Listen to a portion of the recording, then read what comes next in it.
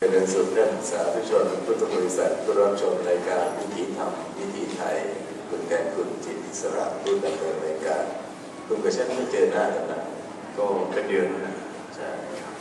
ภารกิจต้องถูกเยอะก็ตามหาหลวงปู่อยู่เหมือนกันทั้งหลังว่าเห็นว่าเป็นโฆษกรัฐบาลเลยไม่ค่อยเจอหน้าใช่ไหมมีประกาศขนาดนั้นลงก็สบายดีไหมสวัสดีครับมันจะจบยังไงก็เดี๋ยวรอหลวงปู่ไปเทศจบเลยนะวันสองวันนี้นะครับฉันกำลังจะนึกนั่งนึกไปในรถว่าทำไมเขาไม่เลิกทำไมเขาไม่หยุดทำไมเขาไม่รู้สึกว่าความทุกข์เดือดร้อนของพี่น้องประชาชนเป็นเรื่องที่ต้องเป็นหัวใจของเขาก็ทำให้ได้คำตอบตัวเองนะมีปุจฉาวิจัชนาของตัวเองว่ามันน่าจะมาจากตัวกูมากตัวกูใหญ่ตัวกูสูงตัวกูมากตัวกูใหญ่ตัวกูสูงแล้วก็พวกกูมากพวกกูใหญ่พวกกูสูงแล้วก็มีความรู้สึกไม่เนื้อต่ำใจว่าตัวกูโดนกระทำพวกกูโดนกระทำแล้วก็พอพวกกูตัวกูญาติกูเผ่าพันธุ์พี่น้องกูโดนกระทำกูก็จะมีความรู้สึกว่ากูต้องทำกลับคืน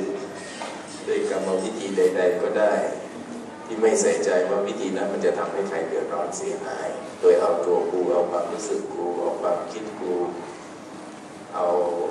ความเข้าใจของกูเป็นประมาณทั้งที่ภาครัฐก็มีทางให้ลงแล้วก็ไม่ยอมเริ่มไม่ยอมลงเนี่ยมันก็น่าคิดเหมือนกันว่า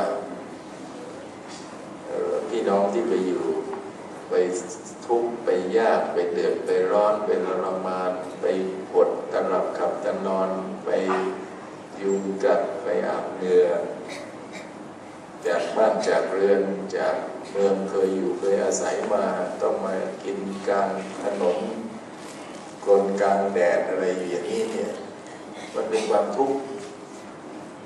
เพียงแค่ตัวกูคนเดียวซึ่งเป็นตัวใครก็ไม่รู้จะบอกว่าวันนี้บ้านเมืองข้าวยากปากแพงมันเกิดกระบี่ยุคค้าขายไม่ดีเศรษฐกิจฝืดเคืองมีเรื่องโจรผู้ร้ายคุกคามอุทกภัยวาตภัยอัคคีภัยธรณีภัยหรือมันมีโรคเป็นภัยมันก็ไม่ใช่มันก็เป็นไปตามเหตุปัจจัยของวิถีโลกแล้วทำไมคนแบบนี้จึงต้องมาเดือดร้อนเพียงแค่ตัวกูของใครคนใดคนหนึ่งเท่านั้นเนี่ยน่าคิดเหมือนกันว่าทำไมเขาไม่คิดได้ทำไมไม่รู้จักคิดแล้วก็ทำให้บ้านเมืองเดือดร้อนเสียหายลำบากที่จริงก็ไม่ว่าใครตายมันก็ไม่น่าจะตายทั้งนั้นไม่ว่าจะเป็นฝ่ายเสื้อเหลืองเสื้อแดงเสื้อเขียวเสื้อน้ำเงินหรือเสื้อไหนๆมันก็ไม่ควรตายถ้าเป็นคนไทยมีคนเดียวที่ควรตายแล้วไม่รู้จักตายเสียทีเพราะมันไม่ใช่คนไทยมันเป็นคนอะไรนะมอนเตเลโกแล้วไอ้คนนี้มันสมควรตายอย่างยิ่งถามว่าทำไมเป็นพระต้องมาอาฆาตก็อาฆาตเหตุไม่ใช่อาฆาตคือพระพุทธเจ้าสอนให้เรารู้ว่าทำใดเกิดแต่เหตุพระศาสดาทรงแสดงเหตุและความดับเหตุแห่งธรรมนั้นเพราะเหตุแห่งความเดือดร้อนที่คนต้องตายเป็นร่วมหลายสิบคนทุกวันนี้ก็เพราะคนเดียวมันมาจากคนเดียวคนเดียวไหมมันมาจากคนเดียวมันไม่ใช่มาจากคนอื่นเลยมันมาจากคนเดียวดังนั้นไอ้คนเดียวนี่มันก็ไม่ใช่คนไทยมันเป็นคนชาติอื่นแล้วมันก็มาอ้างอะไรเยอะแยะมากมายดังนั้นอยากจะบอกพี่น้องทั้งหลายว่าไอ้ที่สู้กันเพื่อคนเดียวสู้กันเพื่อคนที่เรียกตัวเองว่าตัวกูใหญ่ตัวกูโตตัวกูมากตัวกูดีตัวกูมีตัวกูเด่นตัวกูได้ตัวกูไม่ยอมตายเนี่ย แล้วเราก็ทุ่มเทชีวิตเลือดเนื้อของเราให้กับตัวกูคนนี้ มันไม่ยุติธรรมมันไม่ถูกต้องแล้วมันก็ไม่คุ้มกับการที่จะเสี่ยงไปเพราะเวลานี้เนี่ยพวกของคนคนเดียวเนี่ยมันก็ไม่อยู่ในแผ่นดินไทยแล้วพอมันมีเรื่องเดือดร้อนเสียหายมันก็ขนเงินขนทองขนเสื้อผ้ายัดใส่กล่องถือใส่กระเป๋าเดินกลับไปอยู่หรือออกไปอยู่เมืองนอกแล้วถ้ามันอยากอยู่มันเห็นสุขทุกข์ของพี่น้องจริงๆมันก็ต้องอยู่มันก็ต้องรู้สึกเห็นอกเห็นใจรู้สึกที่จะดูแลเอาใจใส่แล้วมันก็ต้องมีความรู้สึกเดือดเนื้อร้อนใจที่เห็นเลือดเนื้อพลีลงแผ่นดินของคนที่เขาเทิดทูนถ้าพี่น้องไปเทิดทูนคนที่ไม่ใช่คนไทยอยู่อย่างนี้เนี่ยมันก็ไม่ได้อะไรมันไม่ได้อะไรมันได้แต่ตายกับเสียเสียกับตายตายกับเสียอยู่อย่างนี้แล้วบ้านเมืองมันก็ไม่ไปไหนสักทีมันไม่พัฒนาถ้าอยากขอได้อยากวิงวอนได้อยากบิณฑบาตได้ให้กราบตีนก็เอาถ้าหากว่าจะให้ทุกคนกลับบ้านแล้วมาอยู่เป็นพ่อเป็นแม่เป็นลูกเป็นเมียเป็นผัวเป็นครอบครัวที่ดีของบ้านตนโดยไม่ต้องไปทำให้ใครเดือดร้อนเสียหายแล้ววันนี้เราไปเสียสละเราไปทุ่มเทแล้วเราก็บอกตัวเองว่าวีรบุรุษของใครของไอ้คนที่มันไม่ใช่คนไทยเนี่ยมันเป็นวีรบุรุษของใครมันไม่ใช่ถ้าเป็นวีรบุรุษจริงๆนี่มันต้องมีเลือดมีเนื้อเพื่อรักษาแผ่นดินแต่อันนี้เราไม่ได้สูญเสียแผ่นดินเราสูญเสียอธิปไตยหรือเปล่าใครมันมาบุกประเทศเราต้องเป็นทาสเป็นอยู่ในอำนาจใต้ฝ่าเท้าฝ่าพระบาทของมันหรือเปล่าก็ไม่ใช่บ้านเมืองเราก็ยังอยู่ดีมีสุขปกครองกันไปโดยเหตุโดยปัจจัยตามหลักที่เขาเรียกว่าประชาธิปไตยได้มาจากการเลือกตั้งจะถูกจะผิดอะไรมันก็ต้องถือว่าเป็นไปตามคันลองครองธรรมทำนองครองธรรมเวลานี้เรามาเรียกร้องประชาธิปไตยเหมือนกับว่าทุกวันนี้มันไม่มีประชาธิปไตยจึงอยากจะวิงวอนส่งข่าวนี้ไปยังพี่น้องผมเข้าใจว่าพี่น้องชาวอีสานโดยเฉพาะพี่น้องชาวอีสานเนี่ยจะเป็นคนที่จริงใจ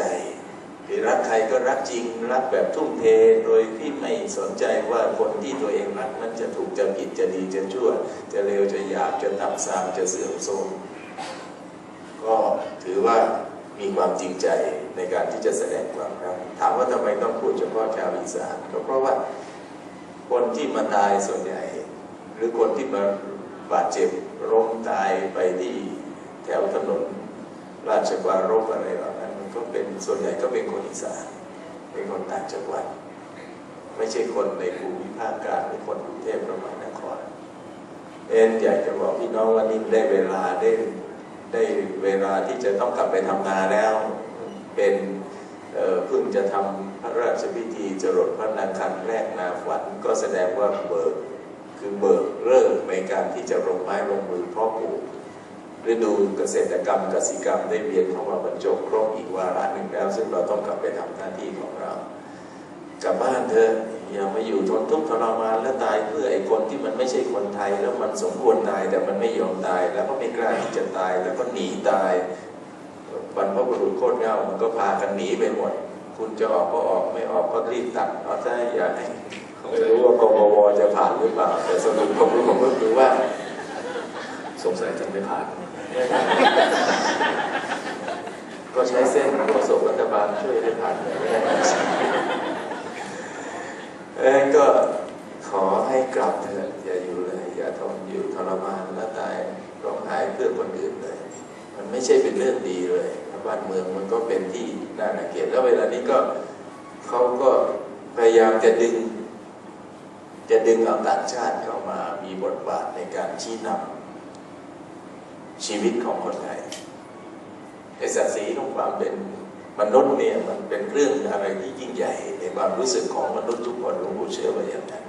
แล้วถ้ามันมีต่างชาติมาชี้นำมาเป็นกรรมการมาบอกกล่าวเนี่ยซึ่งมันไม่ใช่เรื่องถูกต้องนะถามว่าเพราะอะไรก็เพราะว่าเวลานี้เรามองข้ามสถาบันทุกครั้งที่เวลาคนไทยเราจะทะเลาะกันนี่เราก็จะมีสถาบันหลักเป็นที่พึ่งที่เคารพถูกไหมแล้วเราก็จะได้รับการปกป้องคุ้มครองดูแลชี้นำบอกกล่าวให้หยุดให้ยุติให้เข้าใจ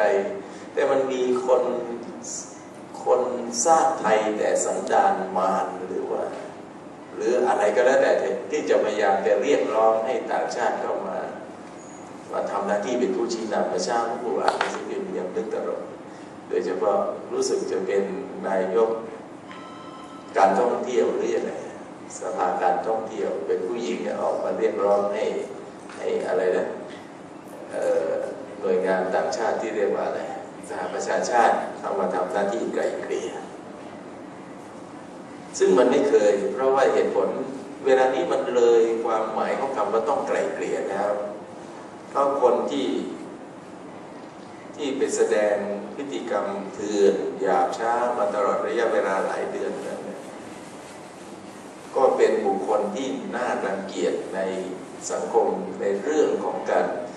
เหยียดหยามดูถูกหรือทำร้ายหรือจ้องที่จะล้มล้างสถาบันซึ่งก็มีเกลื่อนกลนและเกิดกลาดแล้วก็มันเป็นเรื่องของความมั่นคงเป็นเรื่องของความที่จะดำรงอยู่ได้ของชาติซึ่งมีเอกลักษณ์และสัญลักษณ์ถ้าเรายอมที่จะให้คนพวกนี้มีอำนาจในการต่อรองแล้วก็เรียกร้องให้ต่างชาติมาชี้นำมันก็เท่ากับว่าเรายอมที่จะให้เขามามีอำนาจในการล้มล้างสถาบันยอมที่จะให้มีอำนาจในการที่จะมาประหารหัวใจคนไทยซึ่งเวลานี้เราก็เป็นที่รู้กันแม้จะผมจะกล้าพูดหรือไม่กล้าพูดก็ตามทีก็มีคนที่ตำหนิติว่าสถาบันโดยเฉพาะประมุขของพวกเราเลื่อนกลนไปหมดแล้วคนเหล่านั้นมันก็เป็นพวกเป็นเผ่าพันธุ์เป็นญาติเป็นบริวารของไอ้คนที่ไม่ใช่คนไทยซึ่งแล้วมันก็มีคนที่มาทำหน้าที่เป็นกระบอกเสียงที่จะเรียกร้องให้สหประชาชาติเข้ามาเจรจาไกล่เกลี่ยก็แสดงว่าเราก็ต้องยอมหวานอมขมขื่นต่อมันไปเพื่อจะให้คนพวกนี้เข้ามาเป็นหนอนบ่อนไส้เป็นเกลือกัดเหล็กสนิมให้มันเป็นสนิมขุ่มอยู่เรื่อยไปจนกระทั่งถูกกร่อนแล้วก็ล้มล้างได้สำเร็จอะไรอย่างนั้นเป็นต้นซึ่งเวลาเรามองสถานการณ์แล้วมันก็ทำให้มองยาวไปเรื่อยๆยาวไปเรื่อยๆจนกระทั่งให้รู้สึกได้ว่าบ้านเมืองนี้ถ้าเราปฏิเสธเอกลักษณ์และปฏิเสธสัญลักษณ์เนี่ยมันอยู่ไม่ได้เพราะมันไม่มีอะไรเป็นเครื่องยึดเหนี่ยวจิตใจเวลานี้เราอยู่กันได้อย่างเป็นบึกแผ่นพอสมควรก็เพราะว่าที่ผ่านมาตลอดเวลาเรามีเครื่องยึดเหนี่ยวจิตใจไม่ว่าจะเป็นเรื่องศาสนาเรื่องพระมหากษัตริย์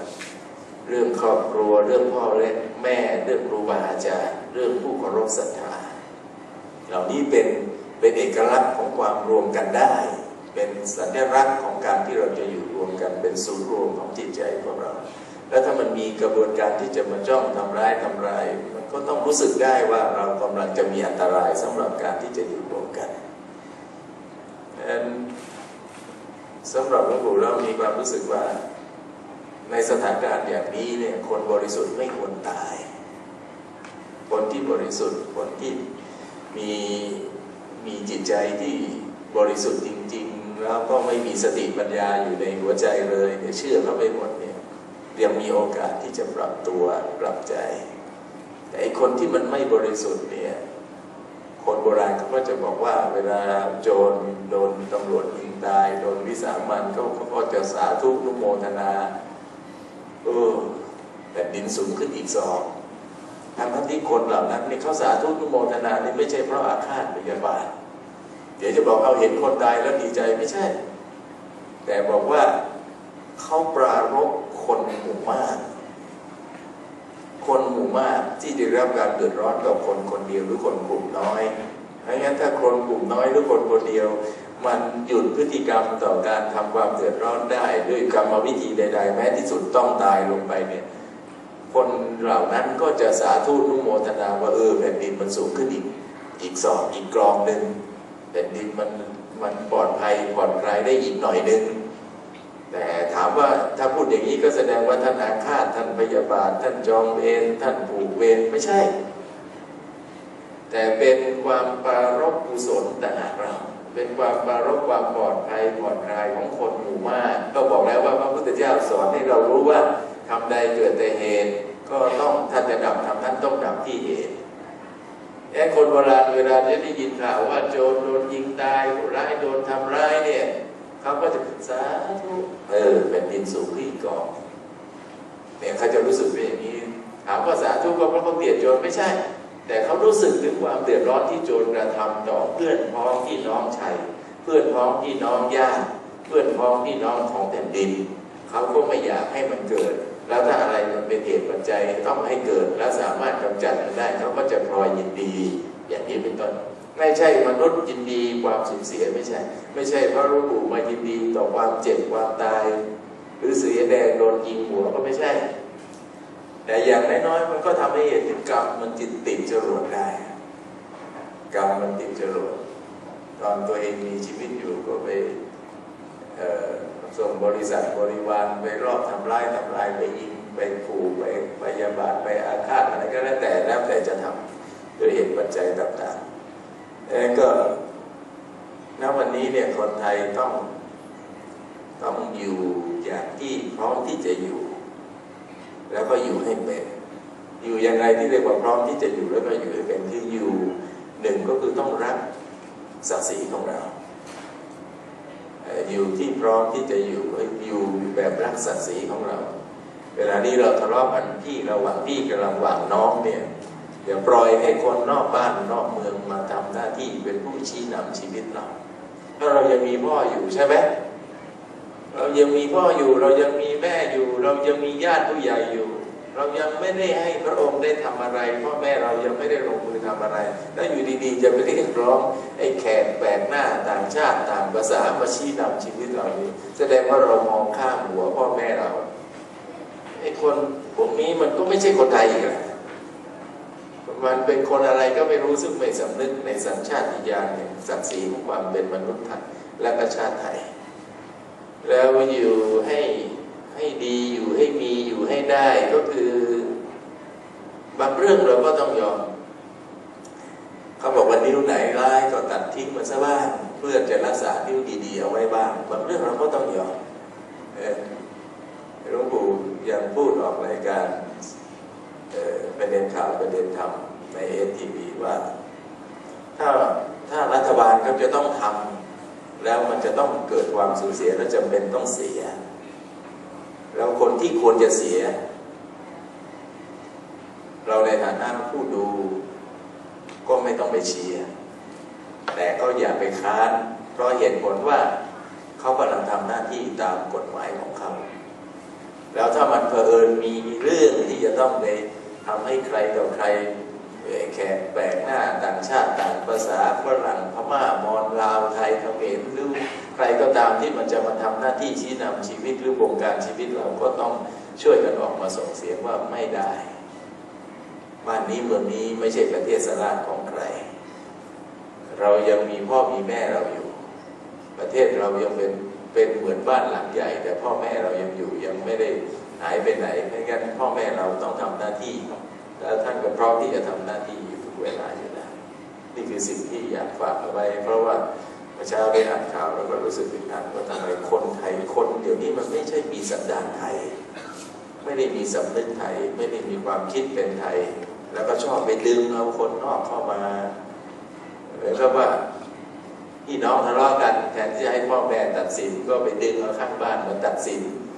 ไปดึงเอาคนนอกบ้านมาตัดสินอะไรประมาณนี้แล้วก็ข้ามหัวคนในบ้านข้ามหัวผู้ใหญ่ไม่สำนึกถึงบุญคุณของผู้ใหญ่ไม่เห็นไม่ให้เกียรติไม่ให้คุณค่าความเป็นผู้ใหญ่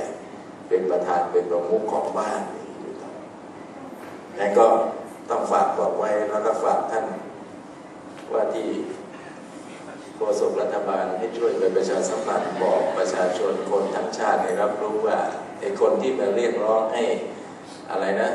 สหประชาชาติเข้ามาทำหน้าที่ไกลเกลี่ยมันไม่ถูกนะครับไม่ถูกไอ้ประเทศที่เขาต้องให้ต่างชาติมาไกลเกลี่ยเขาไม่มีประมุขอย่างเช่นติมอร์เนี่ยมันไม่มีประมุขมีไหมมันไม่มีสัญลักษณ์ไม่มีสัญลักษณ์ของความเป็นชาติไม่มีเอกลักษณ์แห่งความเป็นชาติถ้าบ้านเมืองเรามีประมุขมีสัญลักษณ์มีเอกลักษณ์ไหมคิดเหมือนไม่ได้คิดพูดเหมือนไม่ได้พูดไอ้คนพวกนี้มันจะเอาเลยประโยชน์ตนเป็นใหญ่ไม่ใส่ใจว่าศักดิ์ศรีของความเป็นมนุษย์มันหายไปไหนมันจะอยู่ตรงไหน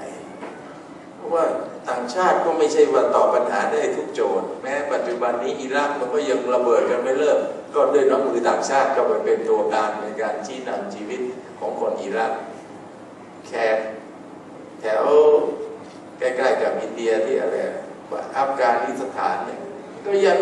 บอมกันไม่เลิกเพราะอำนาจต่างชาติก็ไปชี้นำทั้งที่เป็นเชื้อชาติเผ่าพันธุ์เดียวกันก็ยังทะเลาะกันไม่เลิกมาเป็นหลายปีแล้วจะเป็น10 ปีอยู่แล้วเพราะว่าคนเหล่านั้นไม่มีประมุขไงแต่บ้านเมืองเรามีประมุขมีพระเจ้าแผ่นดินมีเอกลักษณ์มีสัญลักษณ์ของชาติของแผ่นดินแล้วเราเอาท่านไปไว้จุดไหนไปไว้ตรงไหนต้องฝากพวกคุณไปช่วยกันตำหนิและส่งเสียงดังๆว่าอย่าไปบังอาจนี่น้องทะเลาะกันอย่าไปเรียกคนข้างบ้านมาเจรจาเดี๋ยวคืนนี้บอกให้เลยครับช่วยกันช่วยบอกเอาจริงนะเพราะว่าฉันพูดนี่ถูกป่ะล่ะถูกนะคือคืนนี้เนี่ยพอดีเชิญอาจารย์โสพลสุภาพงศ์มาคุยเรื่องนี้เลยครับเรื่องที่อาจารย์โสพลเนี่ยเป็นอดีตสวเคยได้รับรางวัลนักใสๆแล้วก็ติดตามข้อมูลข่าวสารเนี่ยท่านก็โทรมาปรึกษาว่าตอนนี้เนี่ยสถานการณ์ของประเทศไทยในมุมมองต่างชาติเนี่ยก็น่าจะติดลบเยอะเพราะว่ามีคนพยายามที่จะให้ข้อมูลทำลายชาติตัวเองนะครับคือมันมีตัวชี้วัดอย่างหนึ่งเขาเรียกว่าชี้วัดความเป็นรัฐล้มเหลวของไทยเนี่ยตกต่ำคือทั้งหมดเนี่ยสมมติว่าร้อยเต็มเลยนะครับของไทยเราเนี่ยถูกตัดเป็น80 คะแนนแล้วเขาบอกว่าถ้า90 คะแนนเนี่ยแสดงว่ามันเป็นขีดวิกฤตซึ่งคนที่พยายามก็พยายามจะปลุกปั่นให้ข้อมูลแล้วก็พยายามจะเอาภาพบิดเบือนข้อมูลบิดเบือนต่างๆไปให้ต่างชาติแล้วพยายามจะดึงต่างชาติเข้ามาเพื่อที่จะมาล้อมกรอบประเทศไทยนะครับแล้วก็จะตั้งรัฐซ้อนรัฐขึ้นมานี่ก็เป็นความข้อมูลครับให้กับทุกท่านได้ทราบแล้วก็มีหลายเรื่องที่ค่อนข้างจะวิกฤตไปหนักกว่านั้นอีกหลายเรื่องเหมือนกันครับอย่างนั้นก็คุณก็ไปบอกเขาว่าฉันรู้สึกได้อย่างนี้ว่ามันไม่ควรแล้วในขณะเดียวกันก็ต้องบอกว่าคนไทยเราเนี่ยชอบเล่นมวยล้อคือขี้สงสารคือเราไม่ค่อยสนใจเหตุปัจจัยเราก็สนใจแต่ว่าปัจจุบันเราเห็นอะไรพอเห็นคนเสียคนตายคนมีเลือดไหลเราก็จะรู้สึกสงสารและเห็นใจในทันทีเราจะเป็นอย่างนี้คนไทยเราจะโดนสอนแบบนี้คือมีเมตตาแล้วเราก็ไม่แยกแยะคือไม่มีประมาณในเมตตาเราจะเมตตาต่อทุกคนที่เสียเลือดเสียเนื้อเสียชีวิตแล้วก็เลือดนองแผ่นดินเราจะรู้สึกเห็นอกเห็นใจแม้มนุษย์ทั่วๆไปเขาก็รู้สึกได้อย่างนั้นแต่ถ้ามองย้อนกลับไปว่าไอ้คนที่มันนอนอยู่กลางถนนก็ตามหรือคนที่มันโดนยิงก็ตามถ้ามันเลวร้ายมันทำลายมันเป็นต้นตอมันเป็นสาเหตุมันอยู่เบื้องหลังในการยิงหัวทหารในพลกับในพันตายไป2 ศพมันทำลายคนบริสุทธิ์มันยิงคนที่ไม่มีทางสู้มันเข้าไปบุกในโรงพยาบาลมันทำให้คนป่วยต้องตายทั้งที่ต้องย้ายไม่ควรจะต้องย้ายจากโรงพยาบาลพอย้ายแล้วมันต้องตายไปอีก2 ศพเหตุปัจจัยเหล่านี้เนี่ยเราไม่ค่อยคิดคือเราขี้ลืมอดีตแต่เราจะเห็นในปัจจุบันแล้วก็เชื่อในปัจจุบันแล้วก็มองในภาพในปัจจุบันว่ามันน่าสงสารนะมันต้องมีคนตายไม่ว่ารัฐไหนประเทศไหนในโลกใบนี้ถ้ามันต้องทำให้ตายแล้วมีการปกครองแล้วทำให้ประชาชนของตนต้องตายนี่มันเป็นที่พิเพ่งเล็งไปทางนั้นนะคุณแม้แต่ในเมืองสหรัฐในประเทศสหรัฐก็ตามทีฮะถ้ารัฐบาลของท่านประธานาธิบดีต่างๆที่เข้ามาปกครองสหรัฐแล้วทำให้ประชาชนของตัวเองต้องตายด้วยการปกครองด้วยวิธีทางในการปกครองตัวเองมันก็ต้องโดนเพ่งเล็งทางนั้นน่ะแล้วเราชาวโลกก็ไม่ค่อยได้ถามว่าทำไมต้องตายมีเหตุอะไรที่ต้องตายเราไม่ค่อยได้ถามเราจะถามแต่ว่าเขาไม่ควรตายแล้วรู้สึกได้ว่าคือเราไม่ใช่ปัญญาในการนำอารมณ์เนี่ยเวลาเราเสพข่าวดูข่าวฟังข่าวนี่เราจะใช้อารมณ์นำปัญญาเราจะมีอารมณ์ร่วมไปกับการได้เสพได้ดูได้ดมได้สัมผัสได้ชมแล้วก็ไม่ค่อยมีปัญญาแล้วเราก็จะเชื่อตามสิ่งที่เสพที่ดูที่ดมได้ชมได้จับต้องเท่านั้นแหละ แล้วก็ไม่ใช่ปัญญาไม่ใช้ปัญญาในการวิจารณ์พิจารณามันสมควรอย่างไรมันมีเหตุอะไรมันทำไมถึงต้องเป็นเช่นนั้นเช่นนี้เราไม่เคยตั้งคำถามเรามีแต่ว่าดูแล้วชมแล้วเชื่อดูดมชมเชื่อไปตามนั้นเลยนี่คือสันดานมนุษย์สันดานมนุษย์ที่มีอยู่ทั่วไปต่างชาติหลวงปู่ก็เชื่อว่ามีลักษณะไม่ต่างอะไรกับพวกเราเขาก็คิดว่าคนตายนะมันมีคนตายพอมันมีคนตายแล้วมันก็เลยต้องมีความรู้สึกว่าไม่ได้แล้วทีนี้อธิปไตยของคนไทยเนี่ยมันไม่ได้อยู่ในอำนาจของใครขอเพียงเราไม่เปิดประตูไม่เปิดหน้าต่างแล้วฝักมือตะโกนแหกปากออกไปข้างนอกแล้วตะโกนบอกว่าช่วยด้วยช่วยด้วยใครก็ไม่กล้าเข้ามาในบ้านเราคุณว่าจริงไหมแต่เวลานี้มันไม่ใช่ไอ้ผู้ที่โดนกระทำและกำลังจะรู้สึกว่าตัวเองเพี้ยนพล้ำและพ่ายแพ้และเสียหายแล้วก็เปิดประตูหน้าต่างเปิดช่องใดก็ได้ที่จะออกไปบอกกับคนข้างบ้านว่าช่วยกูด้วยช่วยกูด้วยแม่ตีหนูพ่อตีหนูอะไรอย่างเงี้ยประมาณเนี้ยแล้วคนข้างบ้านก็จะรู้สึกสงสารเลยเป็นที่มาของบ้านไม่เป็นบ้านเมืองไม่เป็นเมืองครอบครัวไม่เป็นครอบครัวการปกครองก็ไม่เป็นการปกครองทีนี้มันก็จะมีกระบวนการตามขึ้นมาฉันยังไม่ได้มองลึกไปถึงคำว่ามีรัฐซ้อนรัฐแต่มองลึกไปถึงเพียงแค่ว่าเราเสียอธิปไตยในศักดิ์ศรีของความเป็นมนุษย์และสัญลักษณ์ของความเป็นชาติเท่านั้นเองอธิปไตยในศักดิ์ศรีอธิปไตยในความเป็นชาติอธิปไตยในศักดิ์ศรีของความเป็นมนุษย์อธิปไตยในสัญลักษณ์เราเสียไปมันจะเป็นอนาธิปไตยเราไม่มีประชาธิปไตยเราไม่มีหลักที่จะยึดถือได้แล้วเพราะว่ามีความรู้สึกว่าอะไรก็พึ่งไม่ได้แล้วในบ้านหลังนี้ถึงจะร้องตะโกนออกไปนอกบ้านให้คนนอกบ้านเขามาช่วยเราซึ่งมันไม่ถูกต้องมันยังไม่ถึงขั้นนั้นยังไม่ถึงขั้นนั้นยังเพียงแค่ว่าตำรวจไล่จับผู้ร้ายซึ่งมันก็เราก็คงปฏิเสธไม่ได้ว่าบางทีมันก็ไม่ใช่ผู้ร้ายแต่ก็เข้าไปเชียร์ผู้ร้ายแล้วพอให้โอกาสที่จะออกมาแสดงตนก็ไม่พยายามออกหรือว่าด้วยออกไม่ได้อะไรยังไงก็ไม่แน่ใจแต่สรุปรวมๆก็คือว่าถ้ามีโอกาสบอกกล่าวชี้น